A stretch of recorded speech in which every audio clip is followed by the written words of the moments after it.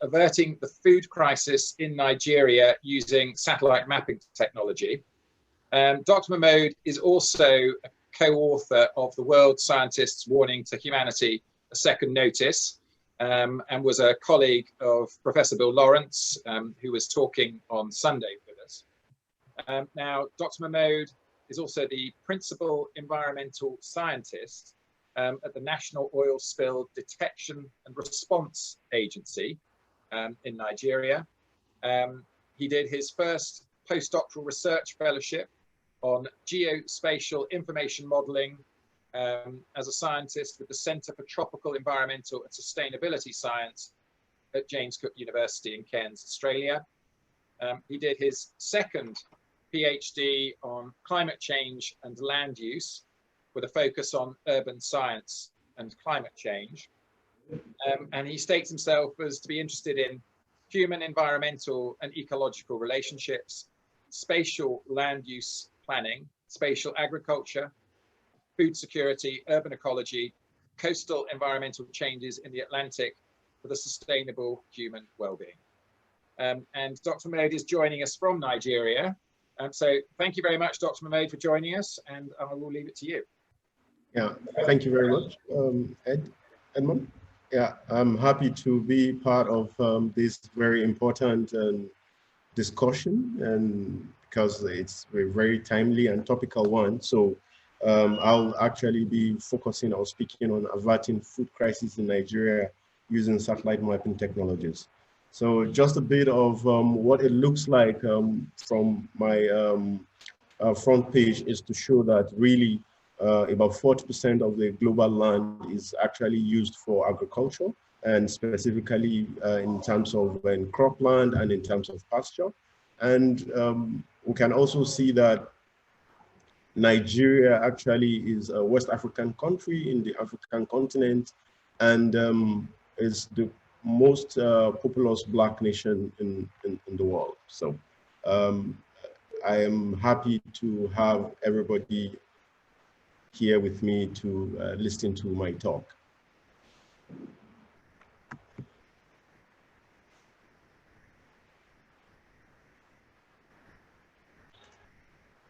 So these are just a bit of things I'll be focusing on. I'll look at agriculture and food security. I present some facts and figures. Then I try to look at climate change in Nigeria and climate in Nigeria and the climate change topic. And then also to look at information and geo-information for food security. And then I talk about a bit of the space to grow food, and then which is a bit more research oriented, particularly for for the Nigerian space.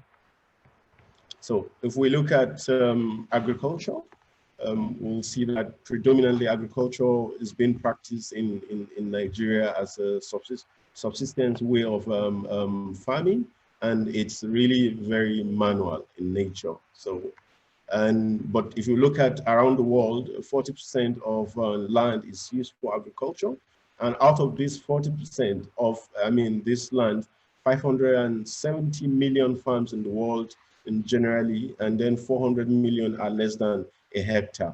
But they are only, they only occupy 8% of agricultural land. So with regards to low-income countries, 95% of farms are maybe 5 hectares or thereabout. And looking at the chart or the chart below, we also can see clearly that predominantly farms in Africa, and included, which Nigeria is included, are predominantly less than a hectare, so they are heterogeneous in nature. So a bit of thinking around what food security is all about, which just tries to tell, or tries to give us an understanding about agricultural produce, which is used for fiber, medicine, biofuel, bioplastics, but mostly this is food. And making agricultural systems sustainable, healthy, and able to provide sufficient food for the future is one of the UN Sustainable Development Goals, which aims to end hunger, achieve food security, improve nutrition, and promote sustainable agriculture by 2030. So in essence, we can see that food security is when people at all times have physical, social, and economic access to sufficient, safe, and nutritious food, which means that their dietary needs and food preferences for an active and healthy life is being met. So this is a bit of a definition from FAO, and I think this helps us frame our understanding about what we want to talk about with regards to food. So now back to the main topic that I want to speak about. We see that Nigeria is a West African country, and then it generally has a climate that speaks to the tropical rainforest, tropical monsoon, tropical savanna, arid desert, an arid steppe hot, and then a temperate kind of an climate. So we can generally agree that Nigeria has a variable rainfall, and then it means that agriculture will be variable irrespective, will be variable in various locations in Nigeria. Hence, differential rainfall has impact on rain-fed agriculture. So food production will now also be seen as variable. However, we can also see that when we talk about climate, we talk about the current and rapid land use changes and some of the other topics like COVID-19, a lot of externalities will also affect food production, and by extension, this is a threat to survival of people, and then will tend to lead to some food crisis that is imminent in the country. So in the context of food security and crisis in Nigeria, knowing that agriculture is one of the most risky investments, and by any measure, climate change is also aggravating this reality, particularly in developing nations like Nigeria. Some of the perceived risks are absence of de-risking tools, erratic weather and climate phenomena, process transparency is lacking, you have poor markets, you have acute pest infestation, stroke crop diseases, you have weak early warning systems for mitigating support, and you have a very broken agricultural value chain, which tends to also lead to poor loan recovery situation, particularly for lenders in the agricultural business. So this calls for the need to develop bespoke de-risking strategy and tools to overcome some of the arrays of challenges inherent in the agricultural space in Nigeria. And one of the solutions to come about this is to use satellite or geospatial technologies to overcome some of these challenges. It means that there is need for information, and then there is also need for geo-information in the context of ensuring that food security is being met. However, the topic about food security is very complicated, so it means that you are bringing in a whole host of issues that you would want to deal with. Now back to the main topic, which is geo-information science for food security. We clearly can see that in the developed world, satellite is being applied to address many many type of land and agricultural land systems in Europe, in America, and many other parts. And based on the patterns that you can see with regards to using satellites for food production. One of the major topics that has been on the front burner in some of these developed nations is the use of satellite in detecting and managing an agricultural practice, specifically using remote sensing, and then to identify flooded areas and some other suitable lands for different kind of food production.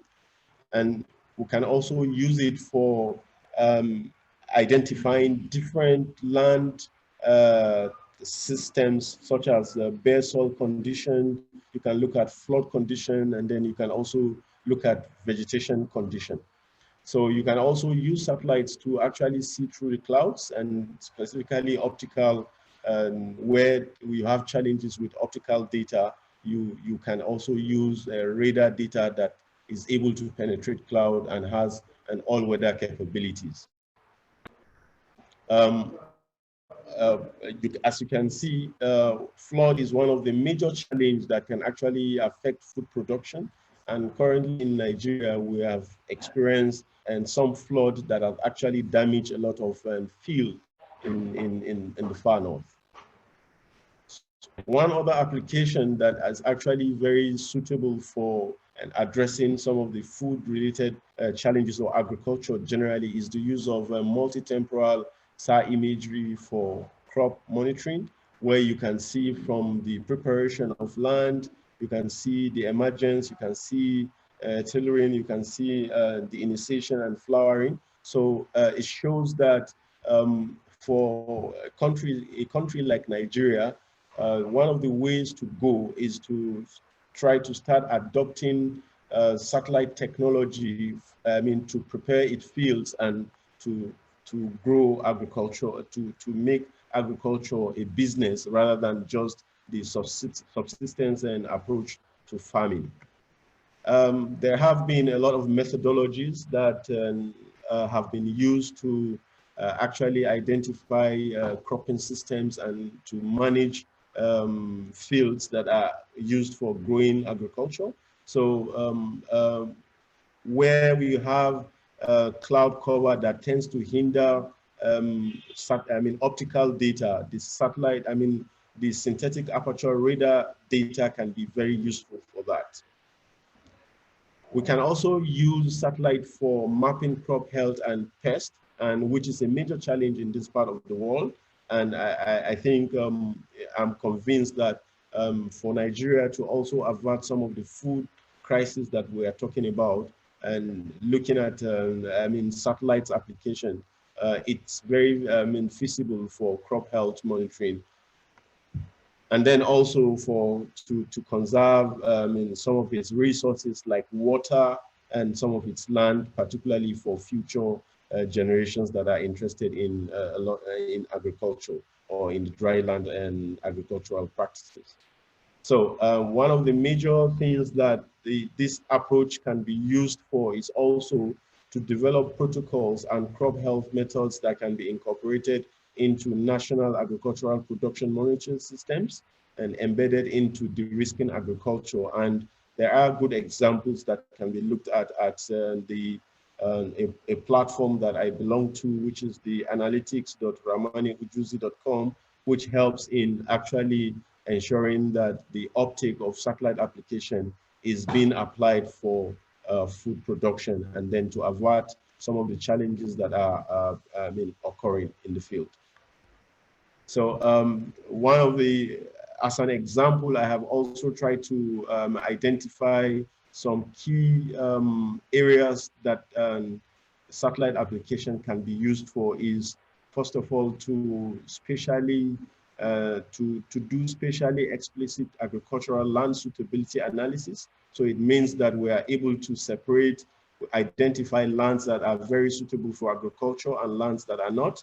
And then we could also look at it in the context of using remote sensing based technology for farm monitoring analytics, and then to develop index insurance for smallholder farmers, and then to also do crop yield estimation, particularly in crop field monitoring for risk reduction. So as one of the products that I have based on my research is I've looked at agricultural lands in Nigeria, and then we can see clearly that we have some croplands that are suitable for rain-fed agriculture, some are suitable for irrigation, and then we also have some areas where you have tree plantation that can actually be converted at one point or the other for agricultural purposes. But having said that, it is also good to look at the context of identifying where protected areas are, and to avoid damaging protected areas in the, because nature conservation is a very, very important topic that needs to be considered. Even though we would like to grow food, we would like to make sure we avert food crisis, there is need to avoid damaging nature areas that are very, very important and critical in the earth system functioning. So I have also looked at, because we need to feed more people, there's need for us to use satellite application to actually identify lands that are, land uses that fit different kind of agricultural purposes.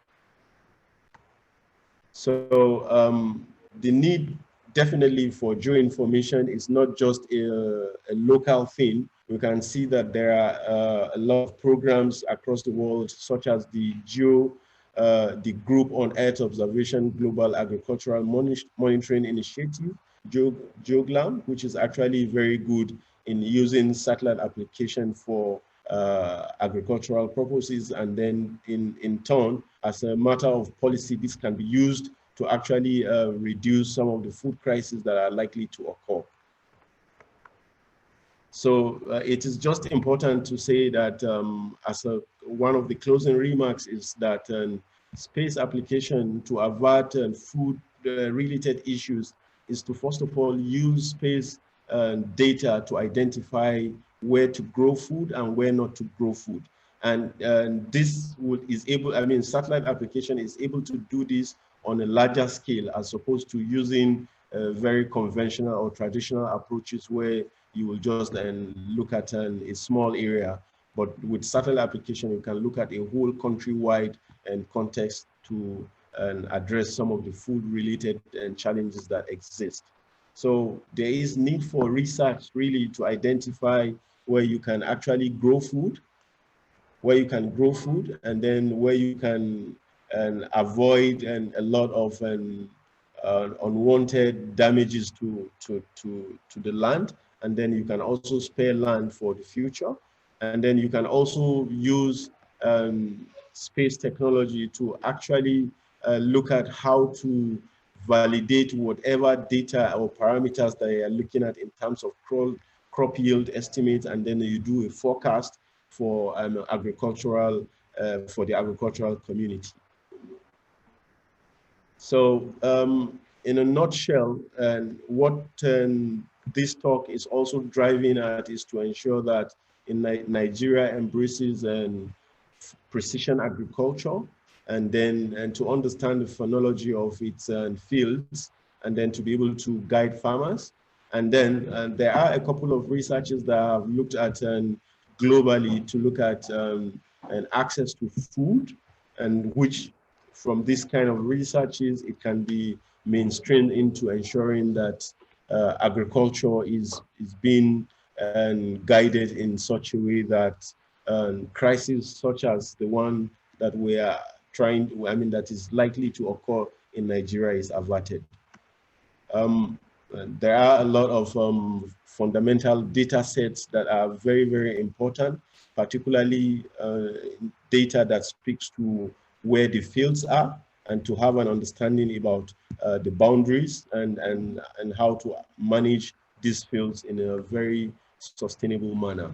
So it's good to look at some of the available data sets on OpenStreet, which are free, and then some will have to be generated for some of the major works that has to be done at the back end to ensure that satellite application and geo-information tools are relevant for food production and to avoid crisis. So in summary, we can say that from a food security point of view, now and in the future is a pressing topic, and gaps exist in terms of knowledge as to where, when, and how food is being grown. And then there is actually need to develop de-risking agricultural production tools to enhance the value chain process, which is a major topic. And then there's need overall to adopt geospatial solutions to understand the spatial and temporal patterns of food production in Nigeria.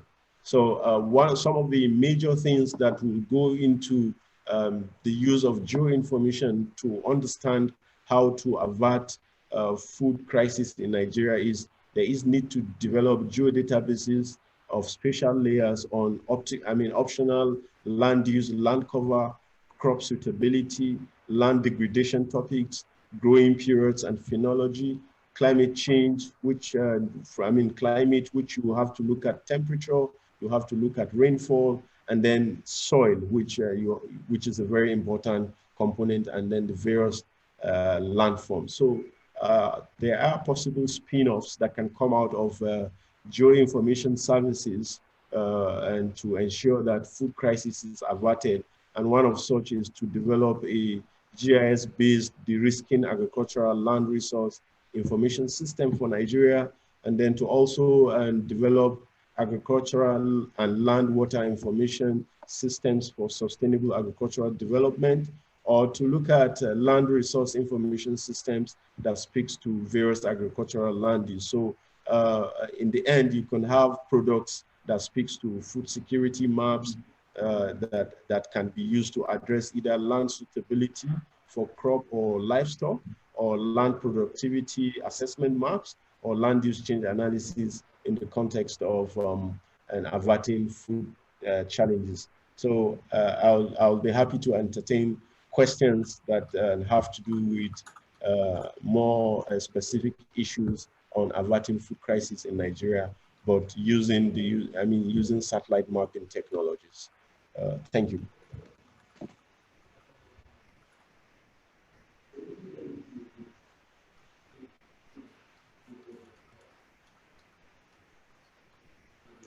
Thank you very much, Dr. Mahmoud.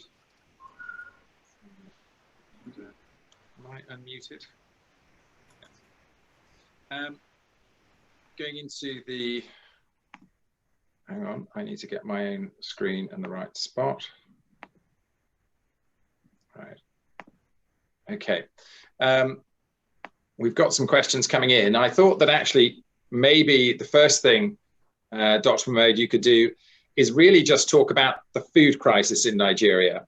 So bringing it a little bit alive for people here. You mentioned that 90 million are hungry, 120 million undernourished.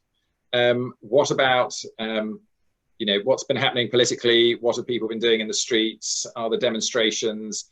Where is the food getting to or not getting to? Could you give us a flavor of what's actually really happening?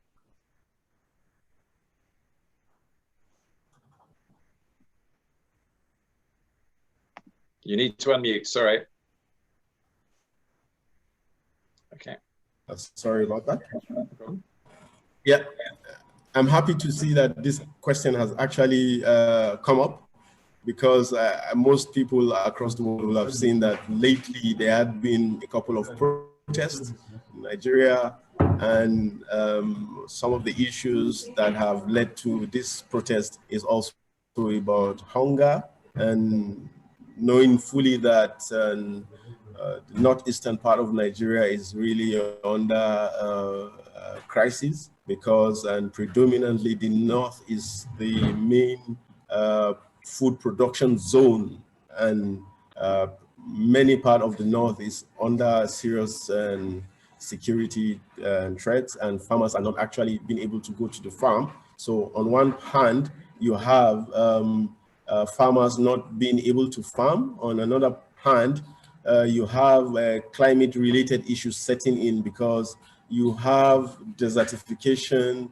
encroaching into, the most part of the northern part, and this is also affecting food production, and all these combined together is affecting the shortages that we experience in terms of food.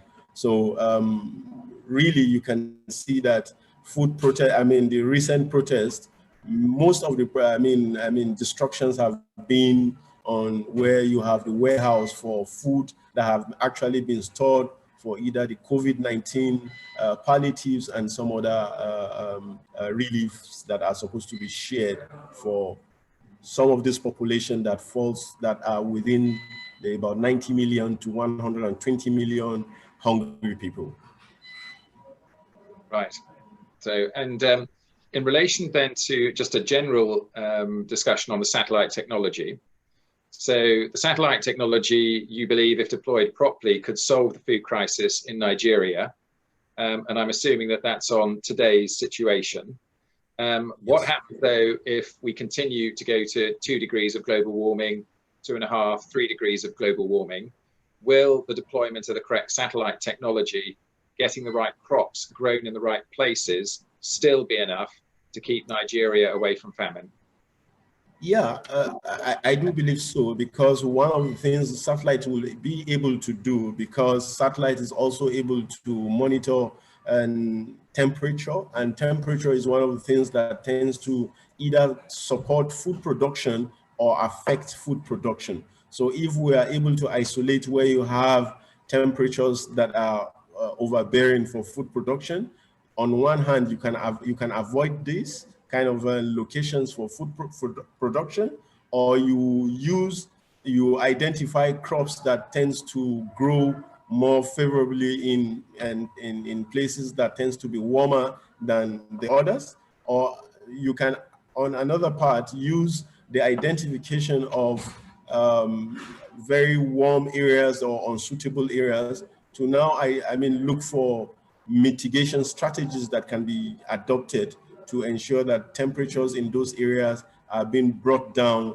that will, in the long run, favor food production. And then by extension, it will now be able to avert some of the imminent food crises that are likely to occur when such lands are unnecessarily exposed to heat-related issues.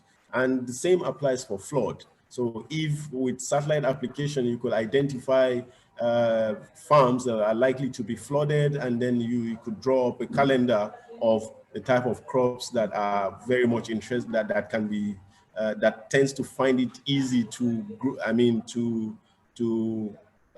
that are easy for production of foods that like water infested areas such as rice. So if you use satellite to identify low-lying areas, and then you will use this kind of data to also determine how much rice you can grow and the type of rice species that tend to grow in a flooded area, and so on and so forth.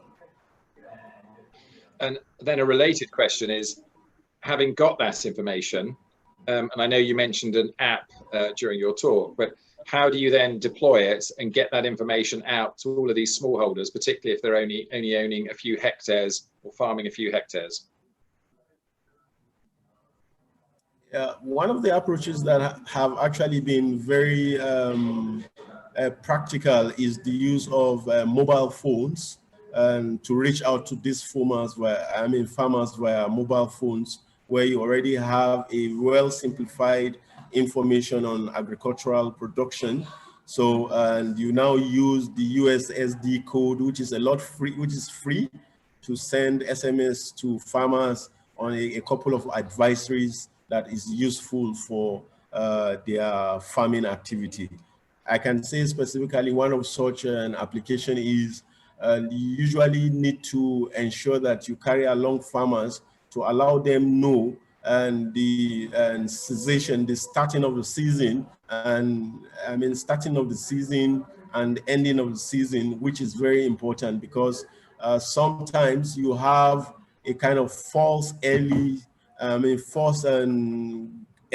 seasons that farmers just go ahead to put their seedlings into the soil. Unfortunately, that can lead to, those seeds will never get to germinate, because that is not the original start of the season. So with mobile phones, we can reach out to farmers early enough to give them some form of early warning on the real start of the season, not just a false start of the season. So, right, okay. So we have a question here from Holly Whitelaw. What do people think of Alan Savory and his institute in Nigeria? Do you know Alan Savory? Unfortunately, I don't know Alan Savory. Well, I have to say, unfortunately, I don't. So if Holly Whitelaw might be able to put in an extra message about who Alan Savory is and what he's doing, then we can address that question again in a minute. Yeah. Okay. Right. question actually that I put in earlier on. You said that the loans are often not getting repaid. That must mean that everyone is not going to loan. If you're not likely to get repaid, you're pretty unlikely to make loans. So how is agriculture, particularly the smallholders, getting financed, and is it mainly government finance? Predominantly is government finance, but lately we are having private investors that tends to develop specific products that tries to ensure that the farmer has access to some support of financing. So on one hand, one of such approaches is the a way by not directly also giving farmers money, but you either support them through seeds or you support them through implements that will help them and overcome some of the challenges that they have in terms of primary inputs, inputs in terms of an agricultural practice. So government is really looking for ways on how to make sure that there is transparency between the farmer and the lender in such a way that when you provide a facility to a farmer, there is an opportunity to trace that farmer from his location where he's farming, his addresses, and then some other relevant information that would then lead to loan recovery. Right. And how is the money and the loan actually deployed? Is it deployed through a bank account, through cash, or through a mobile phone? Yeah, for all these three options that you have mentioned, there are loans that are disbursed to farmers through their bank accounts. There are loans that are disbursed to farmers through some kind of mobile identification via their mobile number. And then there are some loans that are being deployed to farmers in such a way that they are a geo-corp in nature. It's a cooperative, and loans are given to the cooperative, then the cooperative then to identify members of their cooperative that can subscribe to such facility. We have a question from, says Adrian MP. With all these technologies coming in, do we need a data protection legislation throughout Africa to control the exchange of data with others? And it's been compared to European legislation called GDPR, but if you don't know that, then it's simply, do you think this requires additional data protection? Yeah, it's a valid question because currently Nigeria, through its national Information Technology Development Agency, is implementing a national data protection regulation. So indeed, there is a need to ensure that personal data, particularly for either the client or everybody who is in the system, is being protected. So very good legislations have to come on board to ensure that either at corporate level or at individual level, they are aware about the sensitivities that needs to be taken care of to ensure that personal data or data is well protected in Nigeria and of course and across Africa. Yeah. A question from Jonathan Payne. What's the startup cost of implementing this type of satellite technology? Sorry, I don't get the question. What's the cost? So what's the startup cost? How much do you have to invest to start to implement this type of satellite technology? Well, it's a very important question, but however, a needs assessment needs to be done to be able to put a figure specifically to this. But one of the things that needs to be properly done is to ensure that data that speaks to certain products that will be required by various type of farmers in Nigeria needs to be well understood and needs to be needs to be produced in such a way that return on investment can be guaranteed. So it is on the basis that there will be demand for, say for instance, for example, index insurance for smallholder farmers. So you must, I mean, as a potential investor, you have to actually, first of all, identify what kind of information do smallholder farmers need. So on the basis of that, then you are able to break down this kind of information to be able to address this. But from a general scientific point of view, where I know that you have freely available data sets from the Sentinel, which is operated by the European Space Agency, and then the Landsat series that is operated by the USGS. These are baseline data sets that should first of all be used to develop affordable products that will be able to serve the needs of farmers in Africa. Then specific and fee-paying kind of arrangements could be done to ensure that understanding of the cost can come in. Okay. Thank you. I've got a question from Brian McGavin. Is food production coping with the rapid rise in Nigeria's population? Are people and politicians concerned, and is there any public debate? Well, I'm not sure that food production is coping with on one hand, I'm not sure food production is meeting up with the rapid population. However, I think it's a bit complicated, and it's not such a straightforward question, because I think at some point a couple of researchers have found out that indeed food is grown in Nigeria, but roughly about 30 to 40% of this food is lost in the context of post-harvest loss. So when about 30 to 40% of what you are producing is being lost, not as a result of you intentionally want to throw it away, but some of related value chain topics and post-harvest loss. So it means that a lot should be done in addressing some of the value chain issues, such that the losses that are being accounted for from the post-harvest and related losses can now actually be uptaken. And I think that will go a long way in increasing the bar of availability of food and food security in the context of the Nigerian space. Thank you. Yes, I had asked a question in the chat about the reducing methane emissions related to the wet and dry method with rice. And Ruan Garnage has come in and said, SRI or SRL is the holistic approach to sustainable rice cultivation. By minimizing water use and alternating wet and dry conditions, it minimizes methane production and emissions. That's the system rice intensification he's talking about. Maybe you could just expand on that to explain that in a bit more detail. Yeah, I would agree with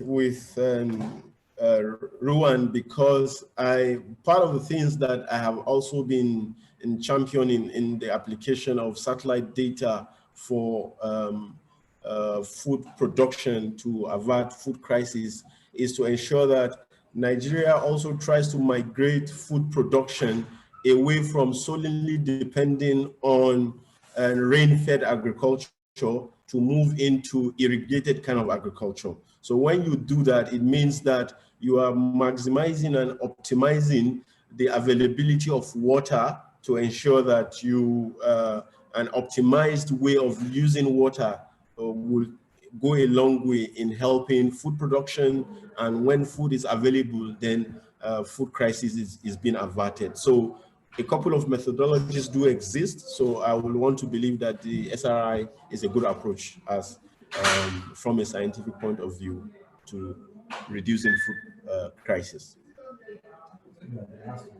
I know you've already touched on this, but a question from Margaret Beasley. What are the main causes of post-harvest food waste?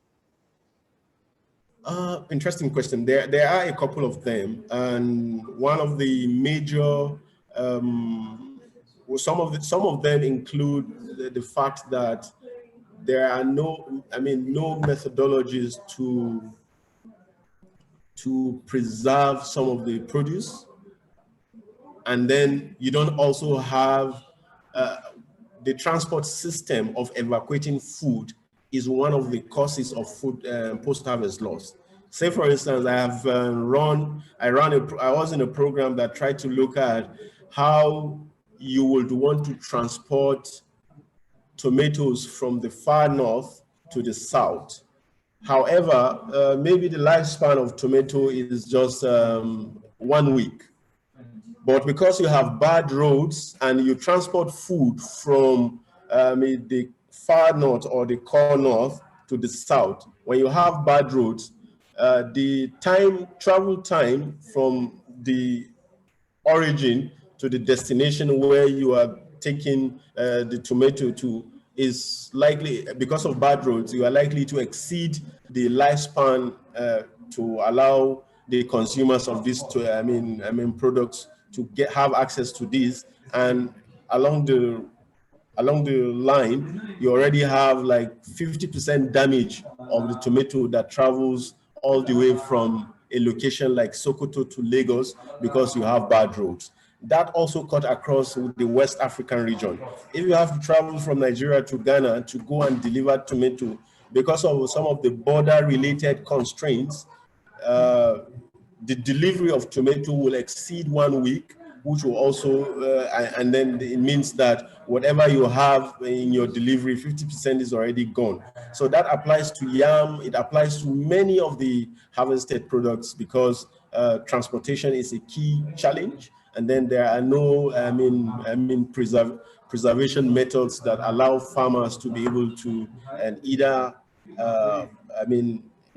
conserve, these produce in terms of their lifespan, and then other, preservative methods. So another question from Brian McGavin, a more general question. So when people are concerned with everyday survival, and particularly if you're referring to millions who are hungry, then is there much support in Africa, and we could be more specific, in Nigeria, for environmental movements? I really want to understand that question properly. Can you Yes. see me? I mean, I suppose if we look at the what's happened in a lot of the European, Australian, American demonstrations, Extinction Rebellion, climate action, or it could be Greenpeace and others taking action. Do you see many actions being taken for environmental purposes in Nigeria, or are people more worried about day-to-day survival? Yeah, indeed there are, because the government on one hand have tried to put a system in place. However, it's not actually reaching out to, it's not actually using the right methodology to be able to address these issues. So, like I said, one of the technologies that can help government to overcome some of these challenges is to use modern ICT tools like the satellite technology to ensure that they already have a clean out of, a clean data that speaks to some of their vision and mission, but also to ensure that environmental sustainability, sustainable agriculture is being practiced by coming up with policies that speaks to agricultural, production. So in one way, there are opportunities, but then some of these opportunities are being missed because the right technology, the right people are not actually in the right place to be able to use this technology to come up with policies that are having impact on people. Right. I know that you're very much more focused on the practical applications of things and the technical. We have had a question from Richard Vernon, which I guess I'm going to summarize, which leads on from an earlier question. And I don't know if these statistics are right. So, and these are from Richard.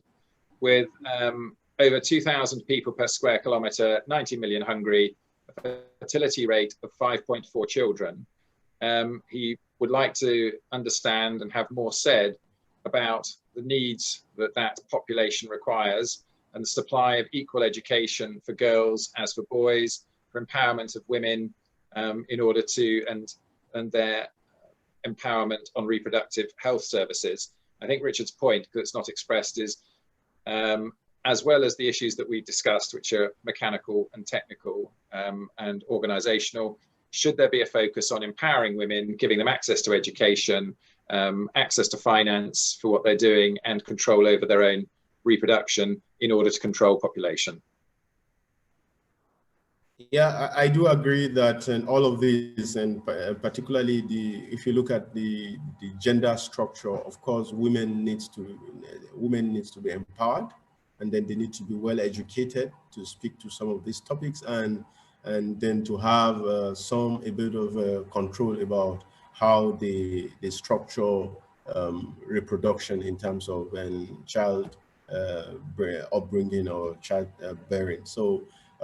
However, we have to keep in mind that Nigeria has a kind of different dimensions that tends to play when you come to the topic of religion, and so some of these sensitivities needs to be taken account, and strategies that will appeal to the various and division in terms of religion, in terms of gender, in terms of culture, have to be designed in such a way that whatever good intention that you are looking at is being accepted, and then that is how you can have a change.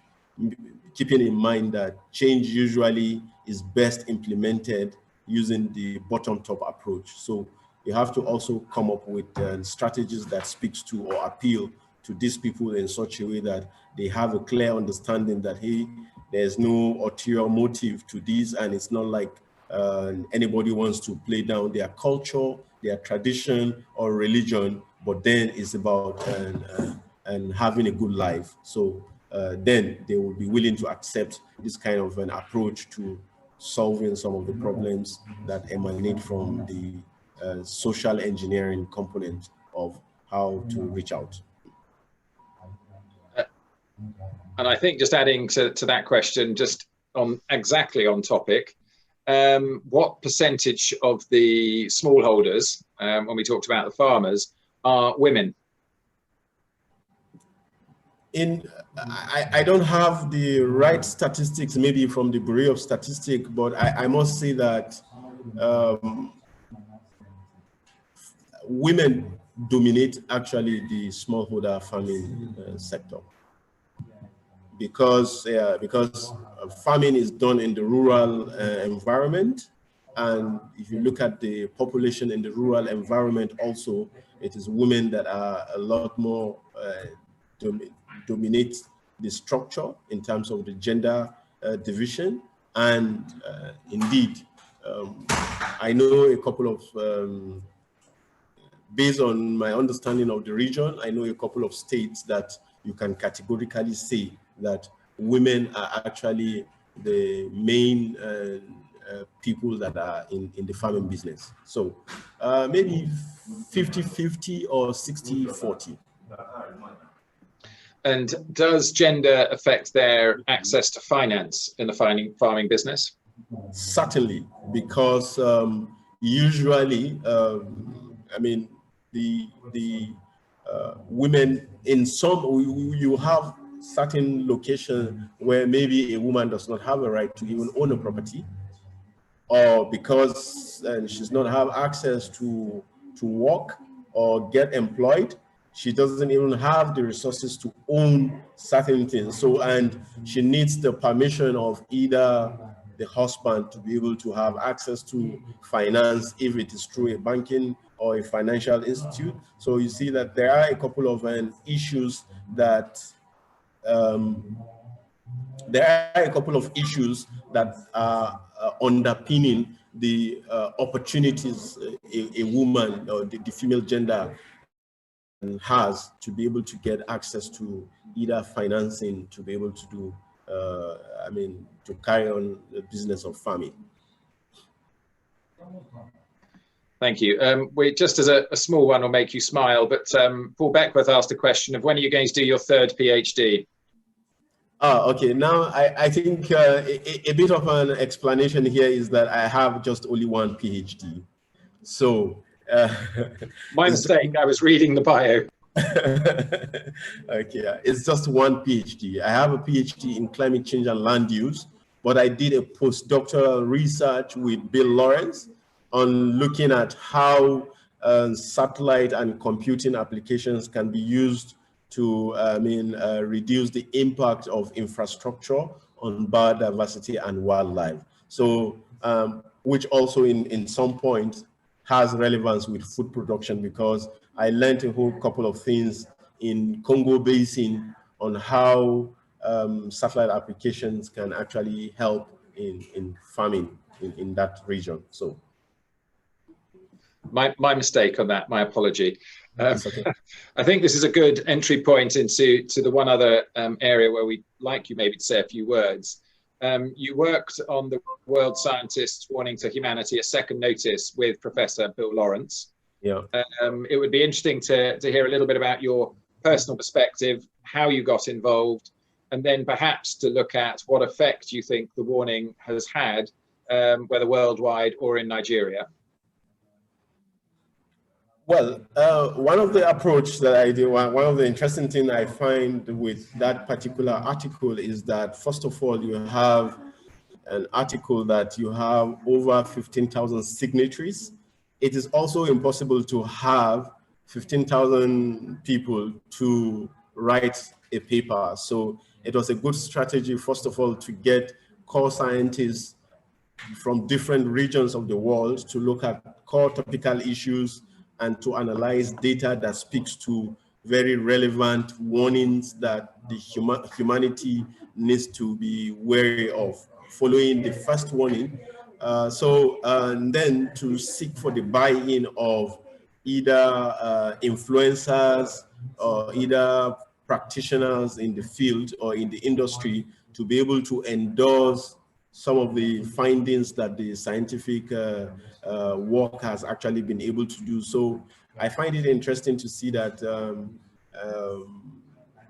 scientists across the world have been pulled together, and then people follow us from the outside of the scientific community have been actually invited to look at such a paper and to append their signature, whether they agree or not. So you'll agree with me that for 15,000 signatories to be, it means that they also do agree that indeed there's a need for caution in terms of looking at CO2 emissions, temperature change, population, total forest issues, freshwater resource management, ozone layer depletion, and reconstruction of the marine catch.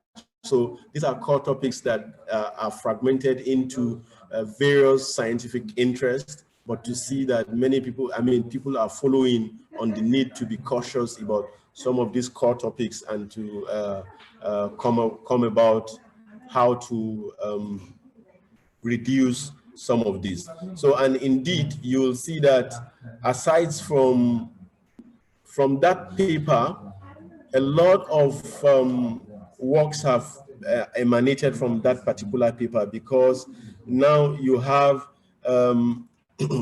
aside from that paper spurred the interest of the same, researchers to write another paper that as a response on the role of scientists in warning in shifting policy from growth to a conservation economy. So it means that aside from business as usual kind of practice in the industry, there's a need to move to change the paradigm towards a conservation economy. So it means that conservation of water, conservation of forests, conservation of land, and to ensure that the economy is not just following the approach of business as usual to destroy everything and then you start looking for solutions. So it means that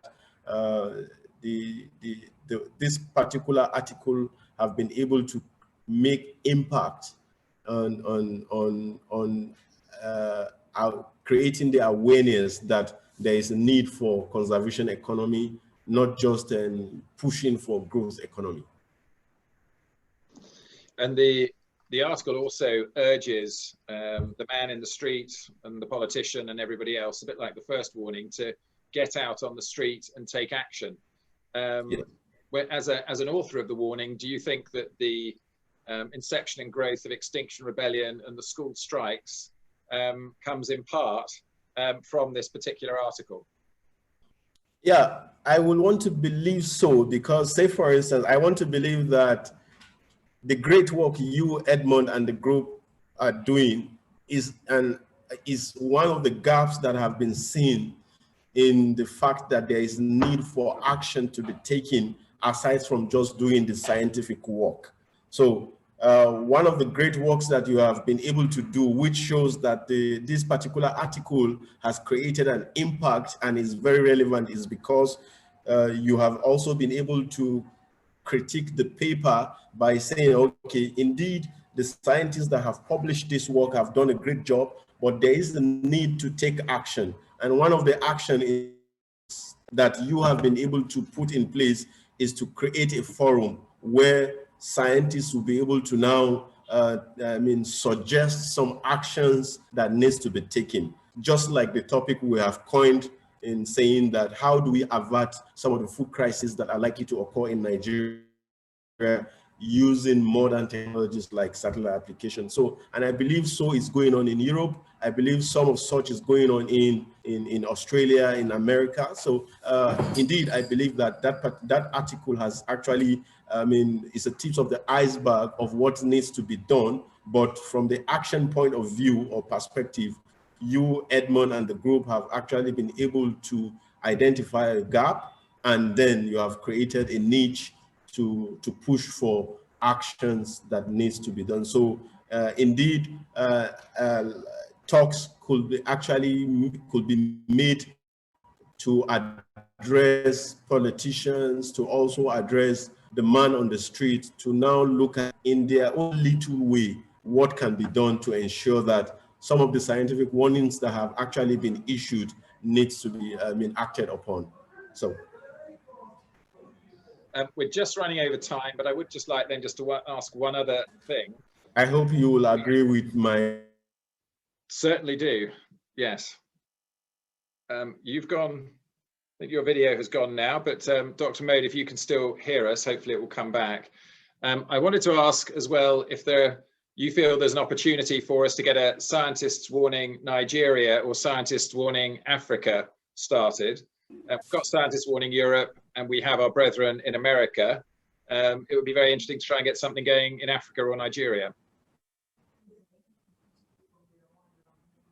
Sorry, I didn't get that. Sorry, I think the signal went. So it's just a last question as we're running over time. We have Scientists Warning in Europe. We have brethren also organized in America. Do you think there's an opportunity for us to get Scientists Warning Africa or Scientists Warning Nigeria started?